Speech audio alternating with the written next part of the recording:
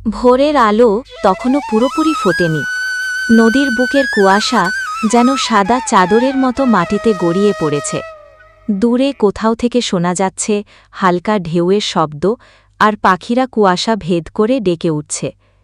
নৌকার তলায় বসে হরিনাথ ধীরে ধীরে জাল গুছিয়ে নিচ্ছে।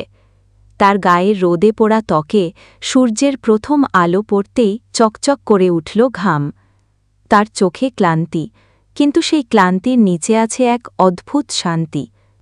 আজ যদি একটু মাছ পাই, তবে বউয়ের মুখে হাসি ফিরবে। মনে মনে ভাবে হরিনাথ। গত ৩ দিনে একটাও মাছ ওঠেনি। ঘরে চাল ফুরিয়েছে, ছোট ছেলে পাপাই কাঁদছে ক্ষুধায়। তবু নদীকে সে দোষ দেয় না। নদীই তার মা, তার বন্ধু, তার সব কিছু। নৌকা ঠেলে মাঝ নদীতে পৌঁছে যায় হরিনাথ। জাল ছুঁড়ে দিয়ে সে আকাশের দিকে তাকায়। সূর্য তখন ধীরে ধীরে কুয়াশা ছিঁড়ে উঠছে। নদীর জলে সেই আলোর প্রতিচ্ছবি যেন সোনার মতো ঝলমল করছে নদী, তুই আমারে একটুখানি ভাগ্য দে আজ। বলে ফিসফিস করে। নদী যেন তার কথা শুনে হালকা ঢেউ তুলে উত্তর দেয়। কিন্তু ভাগ্য আজও যেন চুপ। একের পর এক জাল টানলেও ফাঁকা। দুপুরের দিকে সূর্য মাথায় উঠেছে, গরমে ঘাম ঝরছে, আর হরিনাথের মুখ শুকিয়ে কাঠ। ঠিক তখনই হঠাৎ এক প্রবল ঝোড়ো হাওয়া আসে। আকাশ কালো মেঘে ঢেকে যায়। নদীর বুক ফেনায় ভরে ওঠে। ও মা, এ কেমন হাওয়া! চমকে উঠে হরিনাথ। নৌকা দুলে ওঠে, ঢেউ একে একে আছড়ে পড়ে। সে মরিয়া হয়ে দাঁড় টানতে থাকে, কিন্তু নদী যেন তাকে গিলে নিতে চায়। তখন দূরে, খুব দূরে দেখা গেল এক আশ্চর্য আলো। আলোটা ছিল সোনার মতো, কিন্তু সূর্যের আলো নয়। তা যেন নিজেই জ্বলছে, নিভছে না। ঝড়ের মধ্যেও সেই আলো স্থির, যেন কারো চোখ তাকে ডাকছে। ওটা কিরে? বিস্ময়ে ফিসফিস করে হরিনাথ। নৌকা যেন নিজের ইচ্ছেতেই সেই আলোয় ভেসে চলল। ঝড় থেমে গেলে চারপাশে এক গভীর নিস্তব্ধতা। সেদিন রাতে নদীর পাড়ে অদ্ভুত নীরবতা। সন্ধ্যার পর থেকেই হালকা গর্জন শোনা যাচ্ছিল দূরে পাহাড়ের দিক থেকে। গ্রামের বৃদ্ধরা বলেছিল, আজ বড় ঝড় আসবে হরিনাথ, আজ নদীতে যাস না। কিন্তু হরিনাথের পক্ষে ঘরে থাকা সম্ভব হল না। ৩ দিনের ফাঁকা জাল, ঘরে অন্ন নেই। সে যদি আজ না যায়, কাল তার বাচ্চাগুলো না খেয়ে মরবে। স্ত্রী মালতী চোখে জল নিয়ে বলেছিল, তুমি আজ যেও না গো হরি, আমার ভয় করছে। হরিনাথ হেসে বলেছিল, ভয় কিসের রে মালতী? এই নদী তো আমার মা। মা কি নিজের ছেলেকে ডোবাবে? সেদিন রাতের আকাশে চাঁদ ছিল না, কেবল কালো মেঘের গর্জন। হরিনাথ নৌকা ঠেলে মাঝ নদীতে এল। চারদিক ঘন কুয়াশায় ঢাকা, বাতাসে এক অচেনা গন্ধ। সে যখন জাল ফেলছে, তখন হঠাৎ দেখা গেল জল কেমন যেন আলোকিত হয়ে উঠছে। প্রথমে মনে হল বিদ্যুতের ঝলক, কিন্তু তা ছিল না। আলোটা স্থির, মৃদু, আর তার রং ছিল সোনালি। আরে, এ আবার কি? চমকে ওঠে হরিনাথ। আলোটা যেন নদীর নিচ থেকে আসছে। সে নৌকার পাশে ঝুঁকে দেখে জলের তলায় যেন কেউ নড়ছে। কোনো এক ছায়া ধীরে ধীরে উপরে উঠছে। হরিনাথ ভয় পায়, কিন্তু দৃষ্টি সরাতে পারে না। নদী হঠাৎ স্থির হয়ে যায়, না ঢেউ, না শব্দ, শুধু সেই সোনালি আলো। তারপর এক মুহূর্তে আকাশ ফেটে যায় বজ্রপাতের আলোয়। বাতাসে হুহু শব্দ, ঢেউয়ের পর ঢেউ আছড়ে পড়ে। হরিনাথ দাঁড় ধরে টিকে থাকতে চায়, কিন্তু নৌকা কেঁপে ওঠে। সে পড়ে যায় পানিতে। জল ঠান্ডা, গভীর, অন্ধকার। হরিনাথ লড়তে থাকে বাঁচার জন্য, কিন্তু জাল তার পায়ে জড়িয়ে গেছে।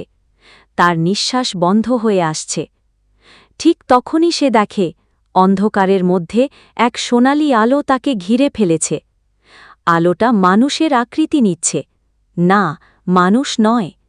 সে দেখল এক তরুণী, যার চুল রাঙা আগুনের মতো, পিঠে দুটি স্বচ্ছ নীল ডানা। তার চোখে শান্তি, মুখে হাসি। পরী তার দিকে তাকিয়ে মৃদু কণ্ঠে বলে, ভয় পেও না হরিনাথ, আমি আছি। হরিনাথ যেন জলের মধ্যে থেকেও তার কথা শুনতে পেল। সে অনুভব করল কেউ তাকে আলতোভাবে ওপরে তুলছে। দেখল নিজের শরীর হালকা হয়ে উঠছে, নৌকার পাশে সে আবার ভেসে উঠেছে। ঝড় তখনও চলছে, কিন্তু নৌকা যেন কোনো অদৃশ্য শক্তির দ্বারা স্থির হয়ে আছে। পরী জল থেকে উঠে দাঁড়াল। তার চারপাশে আলো ছড়িয়ে পড়ল, যেন আকাশের তারারাও নেমে এসেছে নদীর বুকে। তুমি কে? কাপা গলায় জিজ্ঞেস করল হরিনাথ। পরী মৃদু হেসে বলল, আমি সোনার দ্বীপের রক্ষক। এই নদী আমারই প্রাচীন ঘর। বহু বছর কেউ আমাকে দেখেনি, কারণ মানুষ এখন লোভী, নিষ্ঠুর। কিন্তু তুমি এখনো বিশ্বাস কর নদীকে মা বলে, তাই আমি এসেছি। হরিনাথ বিস্ময়ে তাকিয়ে থাকে। তার মনে হয় সে হয়তো স্বপ্ন দেখছে, কিন্তু পরীর চোখের সেই দীপ্তি তাকে জানায় এটা স্বপ্ন নয়, বাস্তব। পরী বলে, যদি তুমি সত্যি নদীকে ভালোবাসো, তবে আমি তোমাকে এক আশীর্বাদ দেব, কিন্তু তার আগে তোমাকে সাহস দেখাতে হবে। কি সাহস? জিজ্ঞেস করে হরিনাথ। পরী আকাশের দিকে তাকিয়ে বলে, যে দ্বীপে তুমি পৌঁছাবে সেটি সোনার, কিন্তু অভিশপ্ত। সেখানে কেবল সৎ হৃদয় টিকে থাকতে পারে। আজ রাতের ঝড় শেষ হলে তুমি সেই দ্বীপ দেখতে পাবে। সেখানে যাবে, ভয় পেও না। একথা বলে পরী ধীরে ধীরে মিলিয়ে যায় সোনার আলোয়।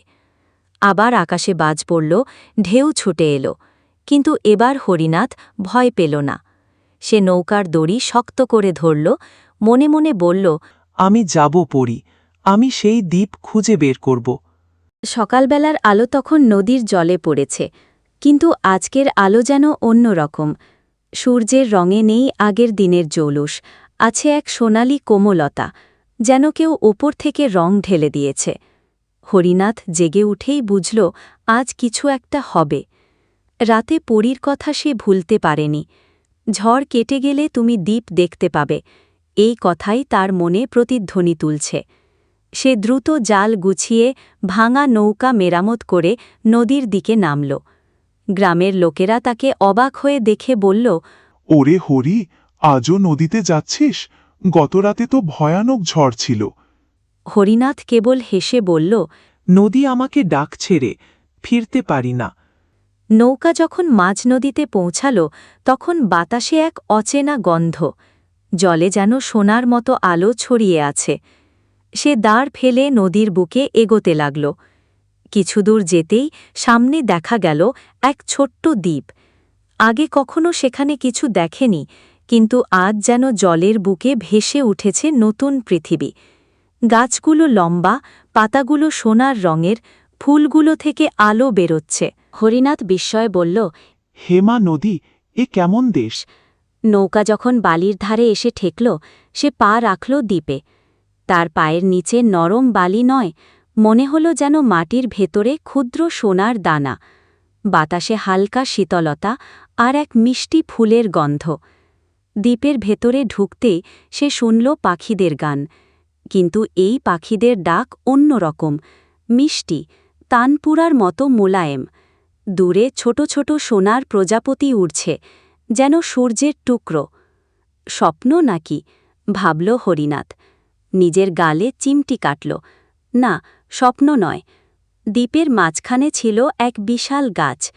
তার পাতায় রোদ পড়লে আলো প্রতিফলিত হয়ে চারদিকে ছড়িয়ে পড়ছিল। গাছের নিচে ছোট্ট ঝর্ণা, আর সেই ঝর্ণার জল স্বচ্ছ, কিন্তু ভেতরটা যেন আলোয় ভরা। হরিনাথ হাঁটু গেড়ে জল ছুঁয়ে নিল। জলটা তার ত্বকে লাগতে মনে হল কোনো অদ্ভুত শান্তি নেমে এসেছে। তার মাথার ভেতর যেন একটা কণ্ঠ ভেসে এলো, তুমি ঠিক জায়গায় এসেছ হরিনাথ। সে চমকে উঠল। চারদিকে তাকায়, কেউ নেই, কিন্তু হঠাৎ বাতাসে এক নীলচে আলো ছড়িয়ে পড়ল।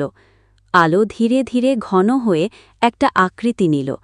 হ্যাঁ, সেই পরী, যাকে সে আগের রাতে দেখেছিল নদীর তলায়।